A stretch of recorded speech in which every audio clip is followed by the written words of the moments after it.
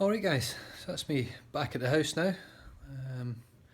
I just thought I'd go through a bit of a what's in the bag for you. So, as I said before in my previous video, my first vlog, my previous set of clubs was actually a Jack Nicklaus Signature Series. They're about 15 years old, and all I had in there was my 3 and 4 hybrids. I never had a driver, I never even had a 3-wood. So I've recently upgraded, so let's get stuck right in. Alright, so down at Drubbin Golf in Mandurah, which is one of the local golf stores down here, I was custom fit, so it was found that my actual shaft length on the irons was to be half an inch longer in order for them to work for me a bit better. So what I'll do is I'll start at the driver. So as you can see on the top there, I've went with the Cobra King F6, which funnily enough ends up becoming my irons as well. So we'll just get it out. So for those of you that actually watch Rick Shields videos and Pete Finch, they actually had this driver on the YouTube videos and did a bit of a review on it, and it did alright. It's obviously not really built for that sort of professional level of golf. It's probably aimed more towards your forgiving. As you can see there, I've got it in a stiff. See if I can zoom in on it. Don't want to zoom. Focus. I've got it on the stiff shaft. I tried the extra stiff, but I found I just don't have a fast enough swing speed to make it work. So yeah, as you can see there, I've got the weight in the back as well, just to give it that bit higher flight with the ball and a little bit more forgiveness. Alright, we'll move on to the next one. And just also with that, I also went with a black finish. I had a look at the blue one when I was there, and when I put it down next to the ball, I just didn't like it. I just think the black just looks a lot nicer. The shaft itself is just a standard red tie that comes with it, graphite shaft. So it's there we go, it's finally focusing. So that's basically the shaft I've got on it. It's just the stock standard, but obviously in stiff. Now for my 3-wood, believe it or not, I also went with the F6. So an exact same sort of setup as the other one. Just while I'm on it, the actual degrees that I've got my 3-wood on, my driver on, I've got it on the 10.5. In the beginning, I did have it on the 10.5 draw, but I've actually found that I've corrected my swing enough through watching Rick and Pete that I've been able to sort of get rid of the draw factor. I was actually drawing it too much, so I've got rid of that, and now I'm sort of taking a lot of shots left, but I'm probably aiming more left than anything else. So I've got the same setup here with the weight to the back. I've got this one at 14.5, so 4 degrees up from my driver, and I've also got that in the stiff flex as well. And similar sort of story, I just couldn't find hitting it with the extra stiff was making any difference to me. If anything, it was making me hit the ball worse. And same again, I got this in the black. I'm not sure if this comes in the colours, I'm pretty sure it does, but this still had it in black and still, so it goes with the set, so I went black.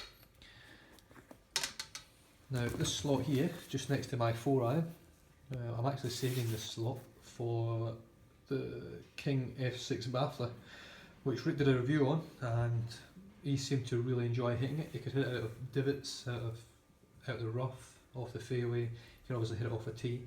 Just a very flexible 4-5 wood, and I probably put that one up on 19 degrees, roughly 18.5, 19 degrees, just to sort of give me that.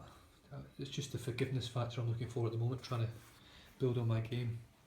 Now the iron sets that I got, so as you can see obviously from here, it's the King F6 irons that I got as well. So unfortunately Rick and Pete haven't actually done a review of these, which I was quite disappointed about, because this was a club that I sort of picked up. It'd just have been nice to know what they thought of them, with them being one of the first ones. That's a bit dirty, that I haven't cleaned them yet. What they thought of the progressive set. And for you, those of you out there that don't actually know what a progressive set is, basically this set goes through from your long irons to your short irons and changes the actual style of the head of the club. So this is the 4 and the 5 and the 6. They are all. Is it just the 4 and the 5? Yeah, it's just the 3, 4 and 5. But I've got these in 4 through pitch and wedge. So the 3, 4 and 5, so I've got the 4 and 5 are full hollow heads. So as you can see, it's actually fully, it's quite a chunky head. I mean, I must admit, it does give you a bit of confidence when it's down by the ball. It's certainly, it's a lovely club to hit. I feel like I get quite a lot of feeling from it. I have heard people saying that you can't really feel where you're hitting the club face and things with the ball, but I don't get that at all. As soon as I hit it, I know whether it's hit the heel of the toe or whether I've caught it sweet. It just, you know that feeling when you get it. Now, I'm not going through the 5 because the 5 is the same. Now the 6, 7 and 8 are what's called a half hollow. So as you can see on the back here, you've just got your indent, which almost sets up for a cavity back, but it actually stops halfway down. So the bottom half of the club head is actually hollow. So, I mean, they're very nice looking clubs. They certainly are. I mean, they hit lovely. They've got a nice colour to them as well. They're almost like a dark metal grey, and they just sit nice. They feel lovely. I mean, I've got these half an inch longer. It just seemed to work a bit better for me when I got fitted. But it certainly did make a big difference. Obviously to my game, as with the first video, I did manage to drop quite a few shots off my game overall.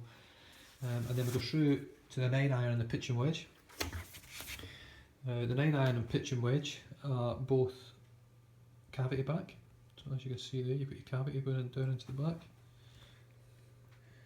And once again, they're just they're lovely clubs, just lovely built clubs. This one's not too dirty because, believe it or not, I don't use my pitching wedge too much. I very rarely use it at all, and honestly I'm normally using my actual specialty wedges. As you can see there, yeah, they're just lovely clubs, guys. I've been really impressed with them. It's just got the stock standard grips on them, but that's all you really need. Now when it comes to wedges, I've actually, even though they've got the King Cobra head covers on them, I've actually opted to go with the Titleist SM6. So I've got that there. As you can see, I've got it in the, spin that round.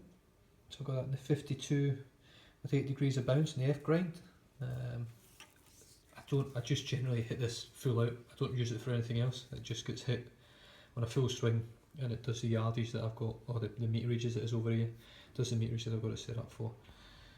Then I've got a 56 with 8 degrees of bounce, and I've got that in the M grind. Which basically I generally just use this out the bunkers. Obviously depending on what sort of distance I am from the pin, I will use it off the fairway or off out the rough as well, depending. Sometimes you just need that little bit lower flight. And then probably the most used club that I use around the greens is my 60 degree, which I've just picked up last week, so I haven't actually used it yet. I did have a Cleveland RTX 2.0 beforehand. I've just changed over to this. It just got delivered last week, so I haven't even hit this ball on the range or on the course yet. So it's literally brand new.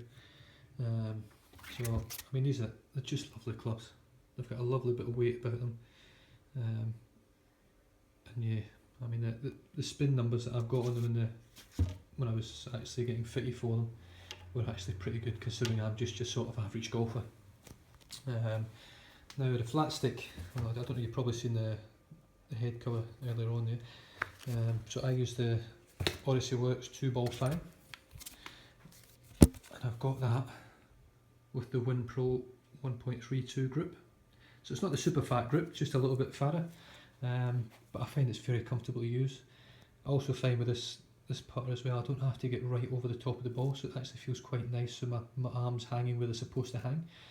So I mean that was a big factor of it. I was actually recently purchased this after watching one of Pete Finch's videos about whether we were putting right or wrong, and I actually went down and tried quite a few putters and actually got hold of this one.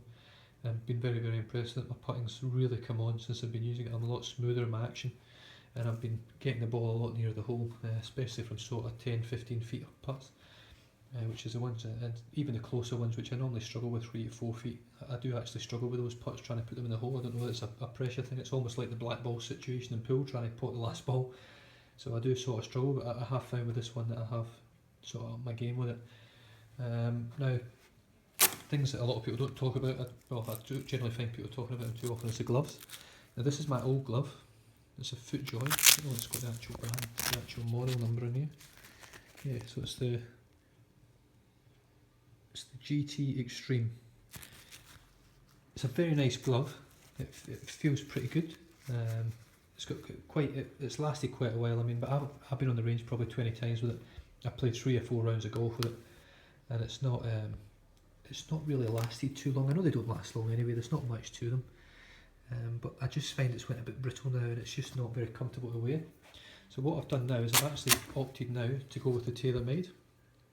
Yeah, the Tour Preferred, I think it was called from memory. I mean, this is one super soft glove. It's just so soft. And on your hand, you don't even really notice it's on, but when you're holding that glove, it just grips on really, really well. So I've been really impressed with it. So I think it's probably going to be my glove of choice now from future. Unless something comes out that's actually better than it. I've been really, really impressed with it. Now the ball that I'm using at the moment is the Titleist DT True Soft. Now I found, I was using the Srixon Soft, which I think I've actually got, I might actually have one in here.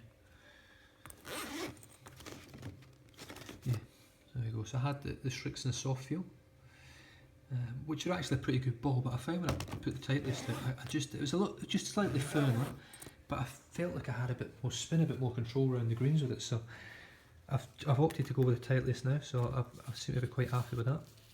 And then what I've got here as well is I've also got my Bushnell rangefinder, Tour B3. I did have a look at the other one that does slopes and things like that, but I mean, look, I'm not an advanced professional golfer. I'm not going to be able to really be at that level at the moment, so I've just opted for the basic Bushnell. And look, I've got to say I've been so impressed with it, and it's got to the point now where even in such a short space of time, I've actually managed to, as you can see here, I've actually managed to mark out most of my yardage, and it's actually meterage, it's not yardage, this is meters, as it is over in Australia. So I've been quite happy with it. My driver, I've actually not redone this actually, my driver now is carrying meters about 260 since I've changed over, so I've been really impressed with the numbers coming out of it, and it's really nice to be able to sort of pinpoint the pin through your rangefinder and then pull a club out that you're confident with a full swing is going to hit that distance. So yeah, so I've been really happy with everything so far. What else have we got in here? Shoes. So the golf shoes that I'm using at the moment are produced by Adidas. It's the Ashworth. Obviously over here in Australia I don't generally see too much rain, which is great, especially for golf. It's always beautiful over here generally. So as you can see, I don't have any massive grips or spikes or anything on here. It's just generally for sort of hard ground, very similar to a pair of AstroTurf trainers for soccer or for football. But I tell you what, I mean, I've used FootJoys pretty much. I've had 2 or 3 pairs of FootJoys. These are the comfiest shoes I've put on. I mean, I've literally put them on, they feel like I've had them on for years, they're so comfortable. And they're obviously going to wear pretty well, I would imagine, not having the bad weather over here. And they are waterproof, but for the amount of times you actually need them, it's not nothing that I'd really worry about in terms of buying waterproof shoes in Australia.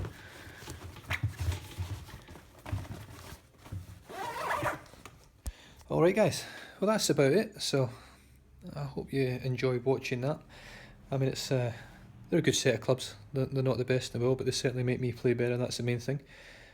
So if you've got any comments or you want to know anything about the clubs, even where I bought them, if you're over in Australia and you want to get in touch with Matt down at Drummond Golf, who's awesome and actually fitted me out with them, let me know. And thanks for watching, and I'll get another one on here soon. Thank you.